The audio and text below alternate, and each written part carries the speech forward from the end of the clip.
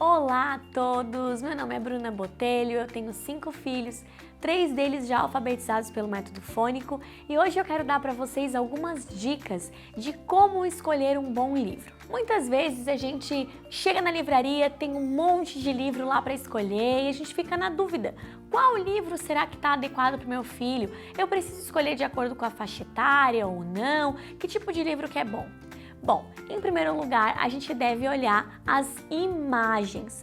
A ilustração que tem no livro fala muito com a criança.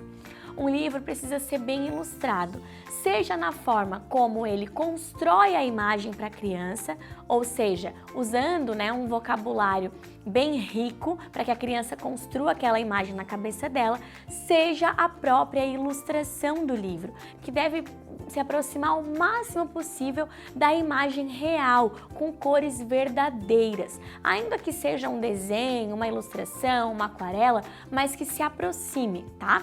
Então esse é o primeiro ponto, que as imagens do livro atraiam, que as ilustrações sejam belas. Uma segunda característica é o vocabulário. Um livro infantil deve ter um vocabulário rico, vasto, que amplie a linguagem da criança, que expanda essa linguagem. Um livro que tenha um vocabulário muito simples, muito bobo, não vai acrescentar em nada na linguagem dela, certo?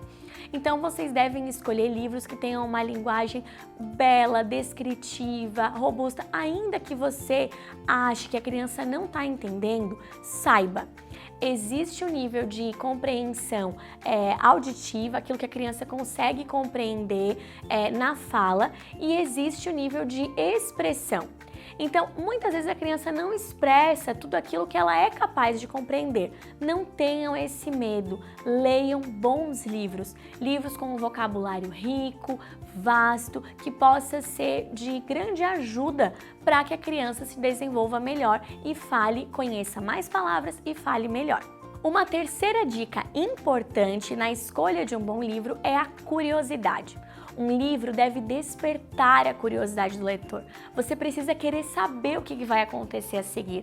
Uma história muito bobinha, muito simples, não vai despertar a curiosidade nem das crianças e nem dos adultos que estão fazendo a leitura, certo? Porque muitas vezes a gente se envolve num livro de capítulos, por exemplo. É importante que a gente escolha uma história que esteja bem amarrada, que esteja bem construída, com personagens que fazem sentido, com uma história que tem início, meio e fim, que faça com que as crianças pensem coisas nobres, coisas magnânimas, as virtudes de cada personagem, os acontecimentos, para que elas possam se colocar talvez no lugar daquele personagem ou ver como é ruim ser como outro personagem.